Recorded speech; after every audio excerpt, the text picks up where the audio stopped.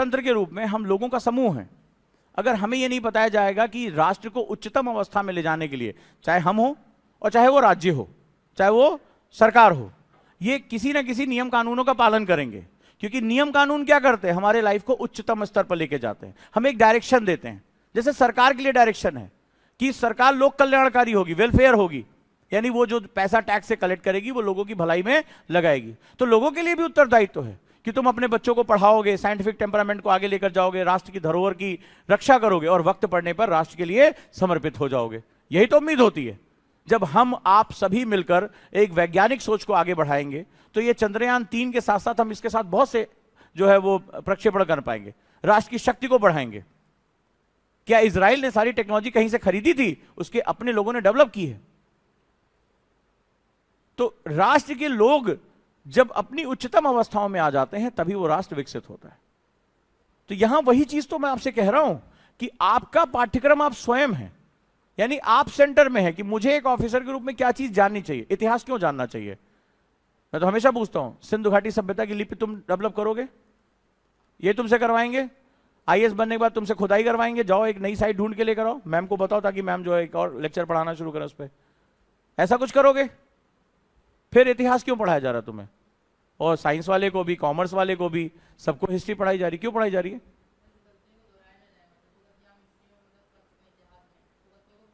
सिर्फ हमने गलतियां ही की हैं, कोई अच्छा काम नहीं किया है। आज इसरो चीफ बात बात पे बोल गए कि मुझे मेरे विज्ञान की प्रेरणा मुझे वेदों से मिली है। तो वेद किसके हैं? अमेरिकन के? किसके हैं?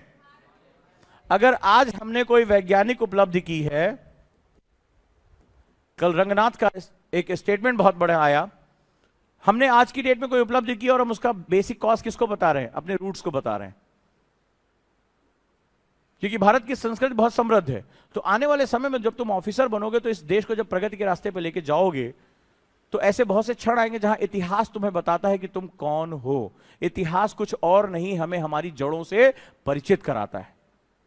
और एक वृक्ष बिना जड़ के कभी भी सरवाइव नहीं कर सकता। अगर आप सरवाइव करते हो तो आप परजीवी हो, पैरासाइट हो, जीवित रहता है। एक पेड़ के ऊपर तुमने बेलें देखी होंगी, जो उस पेड़ से अपना सारा पोषण चूसती हैं, उसको परजीवी कहा जाता, उसको पेड़ नहीं कहा जाता। वृक्ष की अपनी जड़ें होती हैं और इतिहास हमें हमारी जड़ों से अवगत कराता है। और इतिहास भी गवाह, और वर्तमान में तुम अगर जाके देखोगे वट वृक्ष यानी बरगद के पेड़ को बहुत विशाल कहा जाता है, सालों साल ये टिका रहता है। मानते हो ना बरगद के पेड़, बैनियन ट्री, क्योंकि उसकी जड़ें सबसे ज्यादा विस्तार लेती हैं। ये जितना ऊपर फैलता है उतना नीचे भी फैलता है। तो जिस वृक्ष की जड़ें जितनी गहरी और मजबूत होंगी उसके इस समय चक्र में ज्यादा देर तक टिके रहने की संभावना बढ़ जाएगी। इसी को सनातन संस्कृति हम आम भाषा में कहते हैं। सनातन का मतलब होता है कॉन्टिन्यू, कॉन्टिन्यूअस चलने वाला। ये किसी एक धर्म की संस्कृति नहीं है, जो सतत है, जो लगातार है, जो कॉन्टिन्यूअस है। तो अगर जब हम इस बात के बारे में बात करते हैं, आपको कैसी फीलिंग आती है जब यह पता चलता है कि यह सिद्धांत भारतीयों ने हजारों साल पहले सर्च कर लिया था? आपके अंदर फीलिंग कैसी आती है? शर्म की, गर्व की? पक्का कोई है ऐसा यहां पे कि जब उसे पता चलता है कि अतीत में हम भारतीयों ने ऐसी इकोनॉमी डेवलप की थी, ऐसा ज्ञान विज्ञान डेवलप किया था, तो कैसी फीलिंग आती है उस समय? बोलने में शर्म आ रही है? प्राउड की फीलिंग आती है। और यह गर्व किसको? हम भारतीयों को। तो जिस देश का निवासी उस देश का निवासी होने के कारण गर्व महसूस करता है, वो राष्ट्र अपने आप उत्थान करने लगता है। क्योंकि राष्ट्र की शक्ति लोगों में निहित होती है। राष्ट्र एक भौगोलिक अवधारणा नहीं है, राष्ट्र एक जीवंत अवधारणा है। आप राष्ट्र हैं, मैं राष्ट्र हूं। हमारे द्वारा किया जाने वाला हर वह कार्य इस राष्ट्र को समर्पित है, चाहे वो अच्छा हो चाहे वो बुरा हो।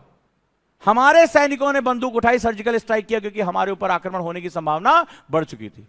हम इसलिए यहां सेफ बैठे हैं। तो हम सभी राष्ट्र के निर्माण में लगातार कार्य करें। और यह इतिहास हमें सिखाता है कि जब राष्ट्र के लोग अपनी धरोहर, अपनी संस्कृति पर गर्व करते हैं तो राष्ट्र बहुत तेजी से उत्थान करने लगता है, क्योंकि हमारे कार्य किसके लिए जुड़ जाते हैं? राष्ट्र के लिए। और इजराइल का इतिहास उठा के देख लो, उनको सिखाया जाता है कि यहूदी दुनिया में कहीं भी है, उनके साथ हुए वाले होलोकॉस्ट को कभी भूले नहीं, वो हमेशा याद रखते हैं, इसीलिए पूरी दुनिया पर राज करते हैं। उनकी संख्या बहुत कम है लेकिन उनकी ताकत बहुत बड़ी है। एग्जाम्पल लिया था, मार्क जुकरबर्ग के बारे में पढ़ लेना। दुनिया का सबसे ज्यादा डाटा वो इंसान अपने साथ रखता है। हर व्यक्ति जो फेसबुक पर है उसका डाटा मार्क जुकरबर्ग के पास। मार्क जुकरबर्ग कौन है? एक यहूदी, एक ज्यू है।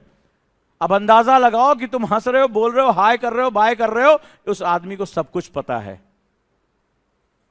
और डाटा इज एवरीथिंग। उसको पता है कि तुम कहां शॉपिंग करते हो, उसको पता है तुम्हें क्या पसंद है, तुम्हारे दोस्त कौन है, तुम किसको लाइक करते हो, किसको डिसलाइक करते हो, उसको सब कुछ पता है। तो उसकी ताकत का अंदाजा लगा के देखो वो कितना बड़ा है, और वो एक यहूदी है। मजेदार बात है। तो ये जो नेशनलिज्म होता है उसके पीछे राष्ट्रीय धरोहर के बारे में पता होता है। और आप देखिए, चंद्रयान 3 जब छोड़ा गया तो रिकॉर्ड भारतीयों ने इस घटना को देखा। किसी ने झंडे लहराए, किसी ने फूल मालाएं की। क्यों ऐसा हुआ? क्योंकि आज हम भारतीयों की चेतना जागृत हो गई। किसी को याद है चंद्रयान 1 कब छोड़ा गया था? क्या हुआ था उन दिनों? डाटा याद करने, उस समय तो ऐसी कोई खास चर्चा नहीं हुई थी। चंद्रयान 1 और चंद्रयान 3 के बीच में क्या बदला? सिर्फ पेलोड, ऑर्बिट? नहीं, हम भारतीयों की भावना बदल गई। हम ये बताने में सक्षम हुए कि हमें सिर्फ आईपीएल से मतलब नहीं है, हमें सिर्फ भारत पाकिस्तान से मतलब नहीं, हमें हमारे राष्ट्र के विज्ञान से भी मतलब है, और हम गर्व के साथ उसको पूरी दुनिया में बता के चले आए। मजेदार बात है। और वही बीबीसी हमारे बारे में उल्टा सीधा लिखता था, इस बार भी उसने लिख दिया। इस बार बीबीसी को नानी याद दिला दी हमने। ये होती है राष्ट्र की ताकत। और बहुत बड़े समय के बाद हम अपनी पुरातन संस्कृति, पुराने विज्ञान के बारे में खुलकर लिखने लगे हैं, खुलकर बोलने लगे हैं कि ये हमारा था, हमसे चुराया है, हमारा था, हमसे चुराया है। पिछले साल यूएस में योग की जो संख्या है 64% बढ़ गई। 64% की ग्रोथ है योग अपनाने वालों की यूएस में, अमेरिका में। ये हमारे पास से, और आज हमें कहने में कोई शर्म नहीं आ रही। हजारों सालों से तो हम कहीं नहीं पाते थे, शर्म आती थी, क्योंकि सरकार के कहने से नहीं होगा। जब भारतीय खड़े हो जाएंगे और वो अपनी छोटी छोटी आकांक्षाओं को छोड़कर इस राष्ट्र के साथ जुड़ेंगे, तभी हम जाकर उसको बता पाएंगे। ये परिवर्तन है। इतिहास हमें इसलिए पढ़ाया जाता है क्योंकि तुम कोई आम व्यक्ति नहीं रह जाओगे। एक डीएम जो होता है वो किसी भी जिले का प्रथम नागरिक होता है। उसके द्वारा की गई चीजें और उसके द्वारा बताए गए आचरण हजारों लोग फॉलो करते हैं। जब तुम कैबिनेट सेक्रेटरी बनोगे, तुम सभी आईएएस के बॉस बन चुके होगे। देश का सबसे पहला आईएएस ऑफिसर होगे तुम, उनका लीडर होगे, उनके बॉस होगे तुम। तो तुम्हारे द्वारा जो सोच होगी, तुम्हारे द्वारा जो किए गए काम होंगे, पूरे देश की आईएएस लॉबी उसको फॉलो करेगी। अंदाजा लग रहा है तुम कहां प्रवेश करने जा रहे हो? अब तुम एक आम इंसान से बढ़कर अब तुम एक लीडरशिप के अंदर जा रहे हो। तुम्हारे आचरण, तुम्हारे काम, तुम्हारी सोच, इन सबको फॉलो किया जाएगा। तुम जो आदेश दोगे उसको लोग आगे क्या करेंगे? फॉलो करेंगे। तो यह बहुत जरूरी है कि हम जो यहां से जा रहे हैं लीडरशिप क्वालिटी के अंदर, उन गुणों को लेकर आगे बढ़ें। और जब हम ये करेंगे तो तभी आप क्या कहलाते हो? एजेंट ऑफ चेंज कहलाते हो। ऑफिसर्स को क्या बोला जाता है? एजेंट ऑफ चेंज, बदलाव का अभिकर्ता। तो एजेंट ऑफ चेंज। और आप क्या चाहते हो? भारत क्या निगेटिवली चेंज हो जाए? भारत को अपनी चीजों पे शर्म आने लगे? नहीं। जब आप आगे बढ़कर पूरी शिद्दत के साथ उसको बता पाओगे कि ये चेंज कितने पॉजिटिव हैं, तो जब आप परिवर्तित होगे तभी तो देश परिवर्तित होगा। तो सबसे पहले इस पूरी प्रक्रिया में हम जो करने जा रहे हैं वो करने जा रहे हैं, सबसे पहले आपका टाइम स्पेस श्रिंक करने जा रहे हैं। और ये उसकी पहली जो है सीढ़ी है। आप कितने घंटे लाइब्रेरी में बैठेंगे? ये दिल्ली नहीं है कि आप लाइब्रेरी में गए, एसी चला के सर डाउन करके सो गए। यहां मेंटर बैठता है, वो आपको बताएगा। सीसीटीवी कैमरे लगे हैं। मैं पहुंच जाता हूं और उस समय अगर कोई कमरे में रहा तो फिर वो अपने जवाब के लिए तैयार रहता है। यानी जो टाइम आपका लाइब्रेरी में बैठने का, तो आप लाइब्रेरी में बैठेंगे। जो क्लास का टाइम है वो क्लास में। छोटे बच्चों की तरह अटेंडेंस लगती है यहाँ पे, तो बच के नहीं भाग सकते। संडे भी छुट्टी नहीं होती है, संडे आपको टेस्ट देना पड़ता है। ठीक है, उसके बाद योग की क्लासेस, आपकी ध्यान की क्लासेस होती हैं, आपको ध्यान लगाना पड़ता है, फिर आधे दिन की छुट्टी मिलती है, आपको जो करना है, जा सिमरन जी ले अपनी जिंदगी वाला हमारा हिसाब किताब, वो आधे दिन का आपका टाइम है, इससे ज्यादा नहीं। फिर मंडे से आप तैयार हो जाते हैं। क्लियर है? ये हमारा एक शेड्यूल होता है। तो सबसे पहले हमने शुरू किया टाइम स्पेस को श्रिंक करना, सोचने का समय ही नहीं देना है, सब कर रहे हैं आपको भी करना है। तो पहला परिवर्तन यहां से आता है। दूसरा हमने जो शुरू किया है वो हमने शुरू किया स्प्रिंग थ्योरी से। ये स्प्रिंग बहुत खतरनाक है, पावर तो बहुत है इसके अंदर, लेकिन हम मोस्ट ऑफ द टाइम अपनी पावर को निगेटिव लगाते हैं। अंदाजा लगाओ, वेब सीरीज कौन कौन देखता है मन से? ईमानदारी से बताना, झूठ मत बोलना। Video game, web series,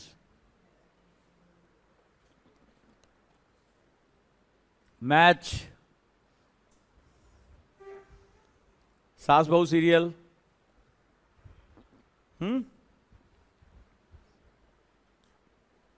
gossip, और कुछ चीजें वर्जित हैं जिसके बारे में बात करने की जाती है।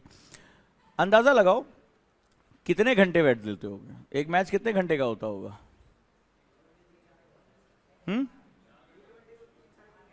3.5 घंटे, 4 घंटे मान लो। कभी इकट्ठा 4 घंटे बैठ के पढ़े हो? उतनी शिद्दत के साथ, थोड़ा फोकस रहता है। 4 घंटे देखते हो, 4 घंटे कहीं बकबका के भी आते हो, देखे थे बॉल कहां से गई थी। वेब सीरीज जिन लोगों ने बताया, एक शिफ्ट में तो पूरी खत्म होती है, 3-4 एपिसोड तो होते हैं, एक बार में एक ही एपिसोड देखते हो, पूरी निपटा के उठते हो, पूरी निपटा के उठते। वेब सीरीज होती इसी काम के लिए। कभी इतनी देर वो भी बैठे कि एक किताब लेके और निपटा के उठेंगे। सर रीजन समझो कि क्या है, वो है स्प्रिंग थ्योरी। तो देखो, बैठे आप वहां भी थे, वेब सीरीज देख रहे थे, ऐसा तो नहीं था आपने शरीर को टुकड़ों टुकड़ों में अलग अलग करके रख दिया होगा। मैच आप ही देख रहे थे, सीरियल आप ही देख रहे थे, लेकिन आप किताब नहीं पढ़ पा रहे थे। यानी पावर आपके अंदर है बैठ के देखने की, फोकस रहने की। ठीक है, हो सकता है आपको रन भी याद हो, स्टाइल भी याद हो, सब कुछ आपको याद हो, किसने किसका विकेट लिया है भी आपको याद हो, तो मेमोरी भी आपकी ठीक ठाक है, लेकिन आपकी एनर्जी गलत डायरेक्शन में। तो गुरुकुल में हम तो दूसरा सबसे बड़ा काम करते हैं, वो स्प्रिंग थ्योरी का काम करते हैं। हमें ये बात समझ में आ चुकी है कि स्प्रिंग को खींचेंगे। जैसे आपने कई बार मोटिवेशनल वीडियो देखी होगी, किसने किसने खुद को बदलने के लिए मोटिवेशनल वीडियो, टाइम टेबल, प्रण, वादे, डायरी लिखना, कितने जीवित लोगों ने ये काम किया है खुद को चेंज करने के लिए, चाहे वो खुद से, चाहे वो पिताजी की प्रेरणा से या माता जी की चप्पल से, किसी भी चीज से, कैसे अपने खुद को चेंज करने के बारे में आप लोगों ने सोचा होगा। पर 2-4 दिन बाद फिर आप वहीं घूम फिर कर आ गए।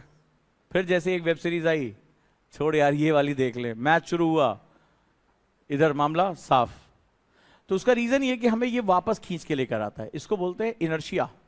ये हमारे साथ बड़ा इंपॉर्टेंट सेगमेंट है। तो हम जहां होते हैं वहां से बदलाव नहीं करना चाहते हैं, ये हमारे साथ दिक्कत है। न्यूटन का प्रथम नियम क्या कहता है? First law of motion. First law of motion क्या कहता है? कि अगर कोई चीज मोशन में है तो वो मोशन में रहेगी, अगर कोई चीज रुकी हुई है तो वो रुकी हुई रहेगी, जब तक कि उस पर कोई एक्सटर्नल फोर्स ना लगाया जाए।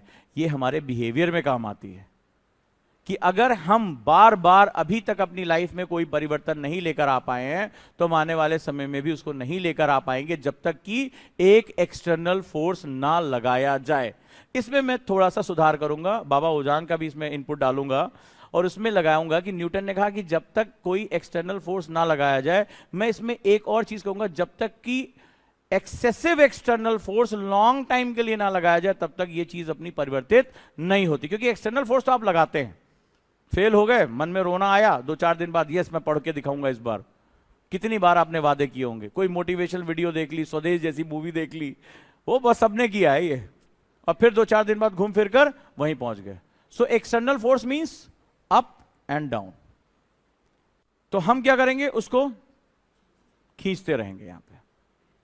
तो 2 चीज, अगर आप अपने घर पे भी तैयारी कर रहे हैं तो आपको क्या करना पड़ेगा?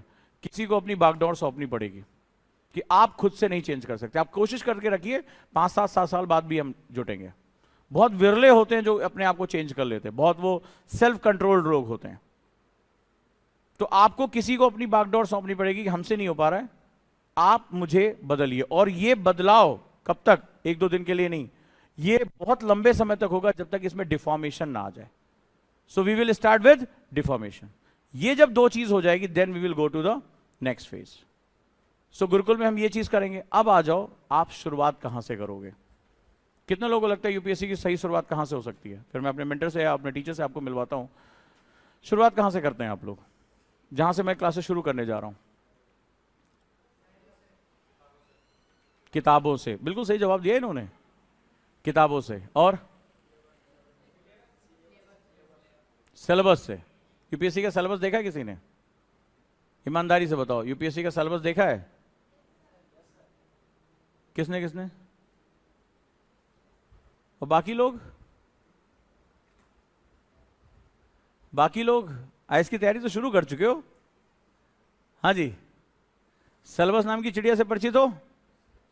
तुम बताओ, तुम्हारी बॉडी लैंग्वेज बता रही कि तुम्हें क्लास से निकलना है। हाँ जल्दी बताओ। एनएलपी मेरे सामने याद रखना, ये मेरे क्लास का एक बड़ा, मुझसे झूठ बिल्कुल नहीं बोलना है, मुझसे आप नहीं कुछ छुपा सकते। यूपीएससी की तैयारी करना चाहती हो? कर रही हो? कैसे कर रहे हो? सर अभी मैं फाउंडेशन बैच में हूँ और जांक। तो यूपीएससी जब सिलेबस की तैयारी आप कर रहे हो तो सिलेबस क्या होता है ये मुझे बताओ। सर एक बहुत बड़े टॉपिक को छोटे समरी के टाइप में उस विषय वस्तु। तुम लोग, आज मैं तुम्हें बता दूं कि तुम लोग अपनी पढ़ाई में डिजास्टर कर रहे हो। मैं तुम लोग ये बताता हूं, चाहे आप जाओ घर पे बैठो तैयारी करो। सबसे बड़ी बात, तुम लोग एक सबसे बड़ी गलती कर रहे हो कि तुम लोग पैसिव स्टडी का पार्ट हो। सिलेक्शन नहीं होगा, पहले बता दे रहा हूं, सिलेक्शन नहीं होगा। कहो तो मैं पेपर पे लिख के दे दूं, अनटिल अनलेस जब तक तुम खुद में पहला चीज चेंज लेकर नहीं आओगे एक्टिव स्टडीज की तरफ। तुम्हें सब लोगों ने एक्टिव स्टडी की, क्योंकि अभी मैं सबकी कॉपी देख लूंगा, सबकी कॉपियां खाली पड़ी हुई ज्यादातर। जरा यहां आ जाओ। मैंने जब यहां बहुत लंबा चौड़ा एक भाषण दिया और यहां जब मैं तुमसे बात कर रहा था कि इस संस्था आपसे क्या चाहती है, बात होती है जैसे आप जाकर उससे बोलते हो कि भैया आटा दे दो, फिर से वही वापस आ रहा हूं, और वो नहीं समझ पा रहा है, वो तुम्हें मैदा दे रहा है या तुम्हें सूजी दे रहा है, तो तुम्हें कैसी फीलिंग आती है? गुस्सा आता है। तुमने एक्सेप्ट किया? अच्छा मान लो तुम एक ऐसे व्यक्ति के सामने हो, बातचीत करो, तुम्हें कुछ मांगना है उससे, उसको हिंदी या इंग्लिश नहीं आती, उसको फ्रेंच आती है और तुम्हें फ्रेंच नहीं आती है। अब वो डिकोमोरो कुछ भी कर रहा है, तुम्हें कुछ भी नहीं समझ में आ रहा है, कैसे कम्युनिकेशन करोगे? वो तुमसे कुछ कह रहा है और तुम्हें वो भाषा नहीं आती, और तुम उससे कुछ कह रहे हो, वो उसको नहीं आती। अब बॉडी लैंग्वेज कैसे समझाओगे? आटा कैसे मांगोगे? बॉडी लैंग्वेज तो तब काम करी जब तुम दोनों आमने सामने हो। देन अगर आमने सामने ना हो तो somebody is asking, और तुम आमने सामने नहीं हो। यूपीएससी के सामने जाते हो क्या? एग्जामिनर के सामने बैठते हो, अंकल जी बताइए क्या लिखूं, बताइए अंकल जी आप बताइए प्लीज। तो अंकल जी आपको बताते हैं, फिर आप कुछ लिखते हो, तो फिर अंकल जी आपके सामने आपकी कॉपियां चेक करते हैं। ऐसे ही होता है ना? क्या बात कर रहे हो? ऐसे तो बात करो, तभी तो समझा पाओगे। अंकल देखिए हम ऐसे नहीं, हम ये लिखना चाहते थे अंकल। तो अंकल आपकी बात को सुने, अंकल हम ऐसे नहीं ऐसे कर रहे थे, रोना भी शुरू कर देते। अंकल अच्छा हाँ बेटा रो नहीं, एक नंबर और ले लो। ऐसे तो कॉपी चेक होती यूपीएससी की। हाँ मुझे लगता है ऐसी चेक होती। क्यों बेटा ऐसी चेक होती है? तुम्हें तो ये भी नहीं पता चला होगा कॉपी जाती कहां है, कौन चेक करता है, ये सीक्रेट होता है। ये सर्विस रूल्स में होता है कि जब तक वो सर्विस में है वो डिस्क्लोज नहीं कर सकते, लीगल एक्शन हो जाएगा उनके ऊपर। और जिसका पेपर सेलेक्ट होता है उसको भी नहीं पता चलता कि मेरा ही पेपर सेलेक्ट हुआ है, वो मिक्स करके दिया जाता है। क्या बात करो, सीक्रेसी बहुत ज्यादा इसमें इंपॉर्टेंट होती है। तो आप कैसे समझाओगे उसे? और अभी मैंने तुमसे यही बात कही कि जब तुम्हें वो क्या चाहता है ये समझना तुम्हारे लिए बहुत जरूरी है, क्योंकि वो दुकानदार गाली खा जाएगा थोड़ी देर बाद कि तुम उससे मांग कुछ और रहे हो, वो तुम्हें दे कुछ और रहा है। 2-4 बार उसने ऐसी गलती की तो तुम उसे संसार का समस्त साहित्य समझा के चले आओगे, उसके परिवार खानदान के बारे में अलंकार उसको समझा दोगे थोड़ी देर में। तुम्हें भाई मेरे यूपीएससी तुमसे क्या कहना चाहता है ये तुम्हें कैसे बताएगा? हाँ सिलेबस के द्वारा। अब इन्होंने एक वर्ड यूज किया बॉडी लैंग्वेज। अच्छा बॉडी लैंग्वेज में कोई भी चीज वेल डिफाइंड नहीं होती, इसीलिए हमें भाषा की जरूरत पड़ती है। मान लो तुम्हें बॉडी, मान लो दमशराज खेला होगा तुम लोगों ने, तो पहले ऐसे करते हो, फिर ऐसे ऐसे कुछ भी साइड बनाते हो कि हिंदी में इंग्लिश में, खेला होगा सबने। तो उसमें अंदाजा लगाते रहते हैं। ये अंदाजा लगाने वाले ही 4-5 अटेम्प्ट देते हैं। समझ गए? तो जैसे उसमें कहा ये हिंदी, इंग्लिश, तो एक अटेम्प्ट तो गया इसी चक्कर में। बोले 2 वर्ड, हाँ 2 वर्ड। अब वो उसको नहीं आइडेंटिफाई करते हो, गलत बोलते हो ना, तो इसमें गलत बोलने की सजा एक अटेम्प्ट है। यानी वो तुमसे कुछ और कह रहा है, तुम उसको कुछ और अंदाजा लगा रहे हो, और उसका मतलब क्या हुआ? मामला साफ। अब समझे अटेम्प्ट क्यों खराब होता है? तो जो ये सिलेबस होता है, ये बेसिकली कूट यानी कोडेड फॉर्म में communication between you and UPSC. UPSC आपसे क्या चाहता है वो अपने सिलेबस के थ्रू आपके सामने रख देता है, और वो ये कहता है, लेकिन ये कोडेड होता है, ये कोडेड होता है। इट्स नॉट अबाउट फोटोकॉपी, आपने वो ले ली, प्रिंट आउट ले लिया, वो सिलेबस है। तो ये सिलेबस यूपीएससी आपसे क्या चाहता है वो किसके थ्रू बताएगा? ना आपके घर आएगा, ना चिट्ठी में बताएगा, ना सोशल मीडिया यूज करता है, वो आपको सिलेबस के माध्यम से बताएगा। देखो ये है पैरामीटर, हम तुम्हें इसमें हम जज करेंगे, अगर तुम हमारे योग्य निकले तो तुम्हें हम अंदर लेकर चलेंगे, हम तुम्हारे ऑफिसर्स की ट्रेनिंग कराएंगे। लेकिन वो क्या चाहता है, वो इसको कोड फॉर्म में कहता है। ये जो सिलेबस तुम्हें दिया जाता है, पेपर 1 2 3 4, ये कोडेड है। और जब कोड होती है कोई चीज को क्या करना पड़ता है? डी कोड करना पड़ता है। एक छोटा सा एग्जांपल, जैसे कल ही मैंने एक बच्चे से पूछा था, उसने कहा कि फलानी जगह में 1 साल मैंने पढ़ाई की है। तो मैंने उससे पूछा कि जब आप जीएस पेपर 1 में जाते हो तो एक वर्ड होता है वुमेन एम्पावरमेंट, होता है महिला सशक्तिकरण, सशक्तिकरण। अच्छा, हम किसी चीज को जब मूव कराना चाहते तो हमें किसकी जरूरत पड़ती? पावर की जरूरत पड़ती। कहते हैं ना, फलाना पार्टी पावर में आ गई, फलाना व्यक्ति पावर में आ गया, अरे यार आईएएस बन जाओगे, पावर मिल जाएगी। लेकिन जब हम महिलाओं को आगे बढ़ाने की बात करते हैं तो हम सशक्तिकरण शब्द इस्तेमाल क्यों करते हैं, शक्तिकरण शब्द क्यों नहीं इस्तेमाल करते? हम स लगा देते हैं, एक प्रीफिक्स लगा रहे हैं, सशक्तिकरण हम क्यों इस्तेमाल करते हैं? अभी तुम्हें थोड़ी देर में पता चल जाएगा कि ये जो सिलेबस हमें दिया गया है वो बहुत ही कोडेड फॉर्म में है, इसके अंदर भानुमति का पिटारा छुपा हुआ है। और ये तुम लैंग्वेज तुम समझ गए, 50% तुम्हारी तैयारी वहीं पूरी हो गई। क्योंकि जिसने सिलेबस पे कमांड कर लिया, न्यूज़पेपर उसका अपना है, उसको पता चल जाएगा क्या पढ़ना और क्या नहीं पढ़ना है। बिना सिलेबस के कभी हाथ ही नहीं लगा पाओगे न्यूज़पेपर, और जो न्यूज़पेपर हाथ नहीं लगा पाएगा वो तो पहले ही समझ ले कि वो यहाँ वैकेशन पे आया 3-4 साल। यूपीएससी प्रिपरेशन वैकेशन एक नया चला हुआ है आजकल पैकेज, यूपीएससी की तैयारी के नाम पे 3-4 सालों की मस्ती, वो तुम्हें नहीं करना है यहाँ पे, वो हम करने नहीं देंगे। तो मुझे बताओ, सशक्तिकरण शब्द इस्तेमाल सुना होगा ना सबने, वुमेन एम्पावरमेंट, महिला सशक्तिकरण, शक्तिकरण क्यों नहीं? कभी किसी को नहीं कहा जाता कि बीजेपी सशक्तिकरण हो गया, बीजेपी पावर में आ गई, एम्पावर नहीं हुई। बोले वो फलाना मंत्री जो है वो पावर में आ गए, एम्पावर नहीं हुए।